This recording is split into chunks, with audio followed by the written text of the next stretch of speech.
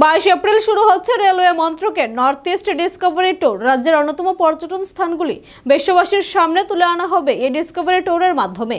156 জন পর্যটককে নিয়ে 22 April north east Discovery tour আনুষ্ঠানিকভাবে শুরু হবে দিল্লি থেকে বলেই জানিয়েছে রেলওয়ে মন্ত্রক। পাহাড়, সবুজ অরণ্য, অসংখ্য নদীর কলকল সৌন্দর্য, বন্যপ্রাণীর গাছ ছমছম উপস্থিতি আর মন্দির ও প্রাচীন স্থাপত্য নিয়ে সব মহিমায় অপরূপ আমাদের দেশের উত্তর পূর্বাঞ্চল। উত্তর পূর্বাঞ্চলের এই অনন্য সৌন্দর্যকেই এবার দেশের মানুষের সামনে তুলে ধরবার উদ্যোগ নিল ভারতীয় রেলওয়ে। ইন্ডিয়ান রেলওয়ে ক্যাটারিং ও ট্যুরিজম কর্পোরেশনের উদ্যোগে শুরু হচ্ছে নর্থ ইস্ট ডিসকভারি ট্যুর। 5800 কিলোমিটারের এই ভ্রমণ যাত্রায় উত্তর পূর্বের আবিষ্কৃত ও অনাবিষ্কৃত সৌন্দর্যকে উপভোগ করার সুযোগ পাবেন পর্যটকরা। যেসব স্থানের মধ্যে রয়েছে ত্রিপুরার একাধিক সুপরিচিত পর্যটন স্থল।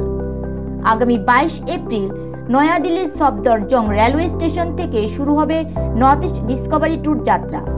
14 রাত ও 15 দিনের এই ভ্রমণ যাত্রায় আসামের গুয়াহাটি, শিবসাগর, যোরহাট, কাজিরাঙ্গা অভয়ারণ্য, ত্রিপুরার ঊনকোটি ও ত্রিপুরা সুন্দরী মন্দির সহ মেঘালয়, অরুণাচল প্রদেশ ও নাগাল্যান্ডের একাধিক পর্যটন স্থল ট্যুরিস্ট ট্রেনের মাধ্যমে ঘুরে দেখার সুযোগ পাবেন পর্যটকরা।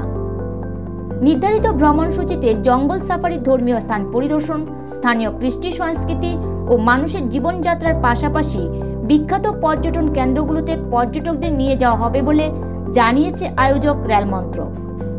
নর্থ ইস্ট ডিসকভারি ট্যুরের প্রথম গন্তব্য থাকছে গুয়াহাটি, তারপর ক্রমান্বয়ে অরুণাচল প্রদেশ হয়ে পর্যটকবাহী ট্রেন প্রবেশ করবে ত্রিপুরায়।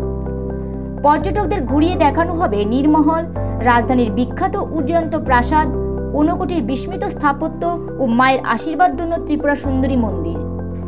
রেলওয়ে মন্ত্রকের নর্থ ইস্ট ডিসকভারি ট্যুরে উত্তর পূর্বের একাধিক রাজ্যের প্রাকৃতিক সৌন্দর্য ও স্থানীয় ঐতিহ্যবাহী জীবনযাত্রার সঙ্গে পরিচিত হবার সুযোগ পাবেন পর্যটকরা। শিলং, চেরাপুঞ্জি, কোহিমা সহ আরও একাধিক স্থানে উত্তর পূর্বের অনন্য সৌন্দর্যের সঙ্গে পরিচিত হবার সুযোগ পাবেন পর্যটকরা।